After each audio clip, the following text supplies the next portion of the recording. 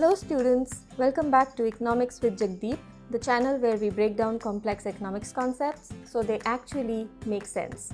My name is Jagdeep. Today we are diving into one of the most important topics in market failure, which is externalities. By the end of this video, you should be able to understand 6 key concepts from both production and a consumption angle with real-world examples for each case scenario. So without wasting any time further, let's get started. So before we delve into externalities, we will take a look at why the markets fail. So we do know that when markets are unable to allocate resources efficiently, that's when the markets would fail.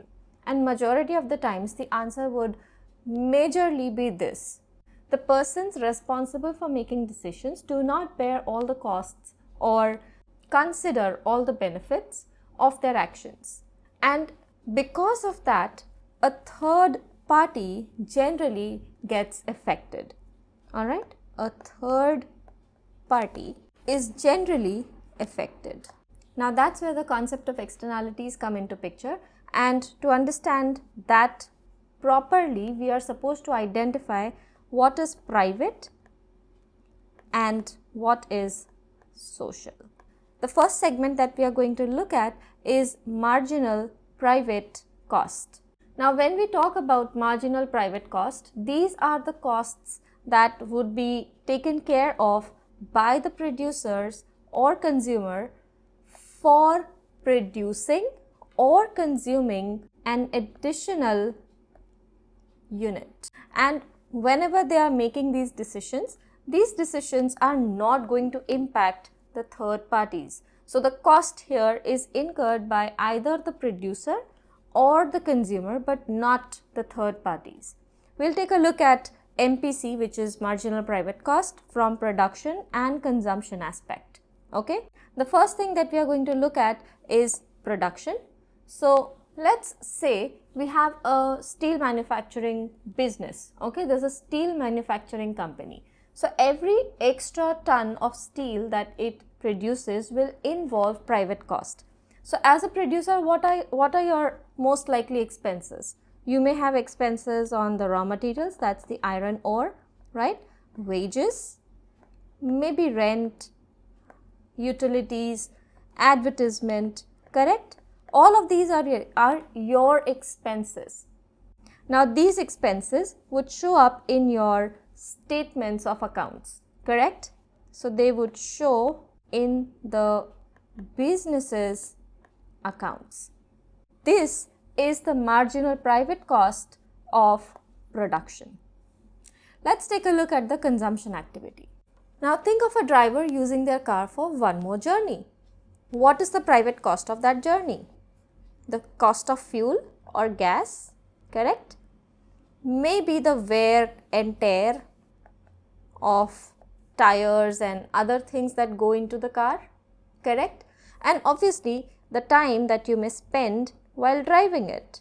Now these are the expenses that will have to be taken care of and borne by the consumer only. Nobody else will bear those expenses on his or her behalf, correct? So in this case, when we talk about marginal private cost, the key point would be the firm and the driver are only counting the costs that they personally experience. Clear? The second category here is marginal private benefit. So these are the benefits received by the producers or consumers of what? Of producing or consuming. I will write it down.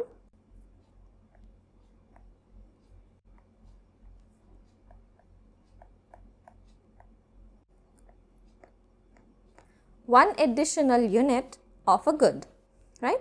That's marginal private benefit. Now to look at it from the producers or consumers perspective, producers, for example, we go back to our steel firm. So the MPB or marginal private benefit would be the revenue that it earns from selling that extra ton of steel, correct? Let us say revenue. And if revenue is more than the costs, this firm will keep on producing. That's their marginal private benefit for producing. For the consumer, we go back to the driver. So for our driver, MPB, that is marginal private benefit, would be the satisfaction, the happiness, the utility that they get from that journey. Probably, let us say for example, they reached work on time, or probably they were able to pick their groceries and not depend upon public transport. Now that's a personal gain, and hence marginal private benefit of consumption. Now, in a free market economy with no externalities, firms and consumers will make decisions by comparing their marginal private benefits and marginal private costs. If marginal private benefit is greater than marginal private cost, they would keep producing or consuming. Clear? Now let's take a look at external costs. In this case, we are taking a look at negative external costs, or we could call them as negative externalities. What are those? These are the costs that are incurred by the third parties, and they are definitely not the ones who had actually participated in the decision making process. So when we talk about external costs of production, let's go back to our steel firm. So when the firm is producing steel, it will also release carbon dioxide into the air.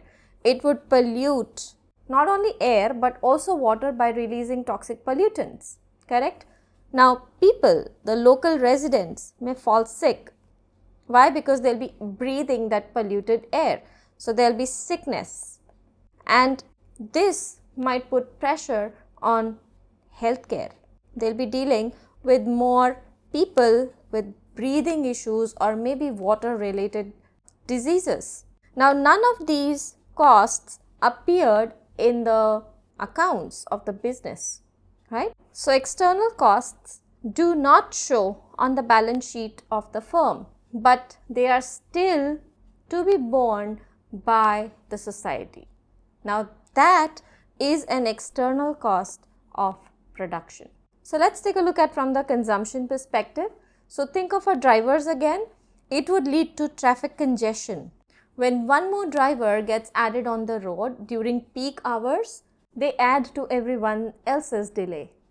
That time lost by all other road users would be categorized as an external cost of consumption. Another example could be cigarette smoking. So when someone smokes in a public space, the people who are not smoking might get a health damage. The smoker in this case is only focusing on the cost that he incurred while purchasing it, which is the price of cigarettes. But the health burden on bystanders is the external cost of that consumption, which he did not consider. Correct? Let's take a look at external benefits. Now, what are external benefits? So, these are the benefits that are spillover to third parties who do not participate in the decision making. So, these are things that are making other parties better off. Let's take a look from the production perspective. So for example, consider a private company that is restoring a piece of degraded forest as a part of its operation. For example, a sustainable timber firm. Okay, do we know what is a timber firm? If we do, put that in the comments. Now the key term here is that it is sustainable.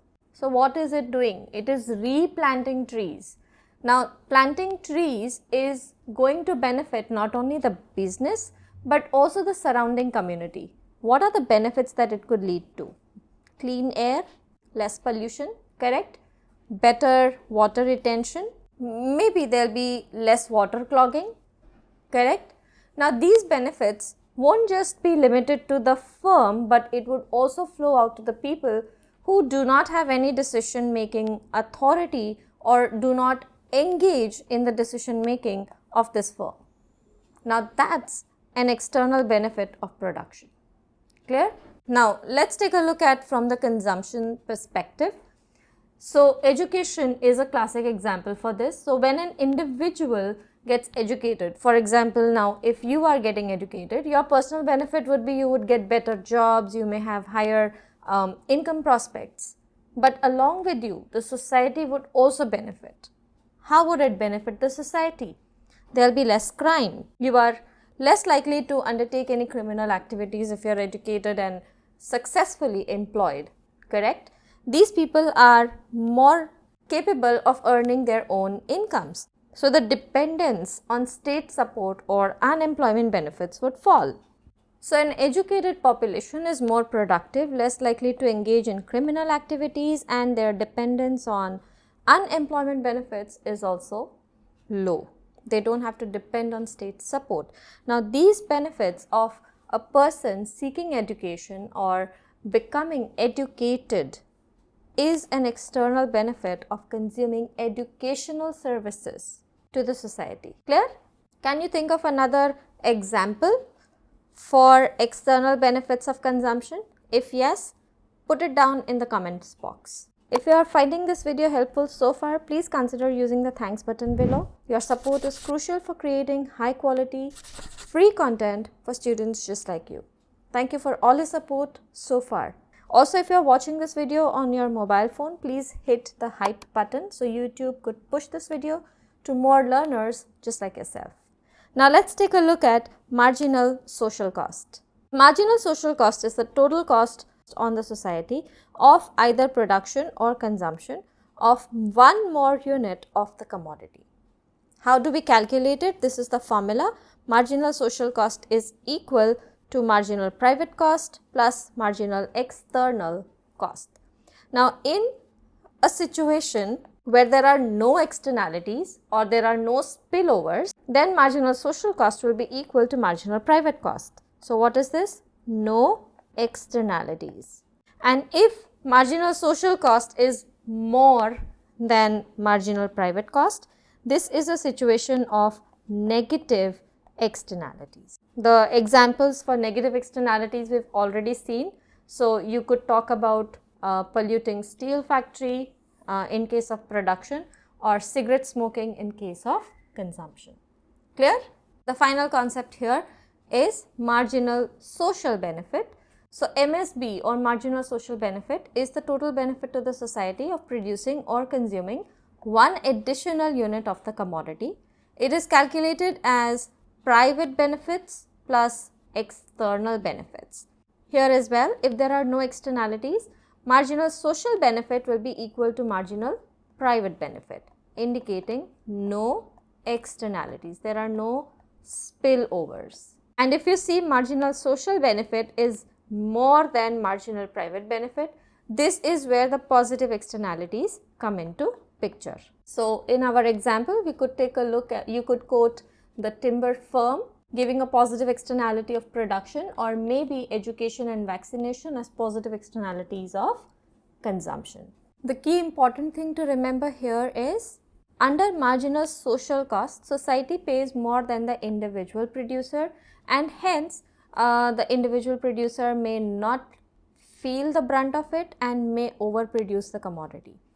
Under marginal social benefit, the society benefits more than the individual producer, and generally producers would not want others to get benefit without making a payment for it, so they would underproduce these goods and services. Students, if you are finding this topic a little difficult to deal with, why not join one of my online tutoring sessions where we could explore this topic in depth.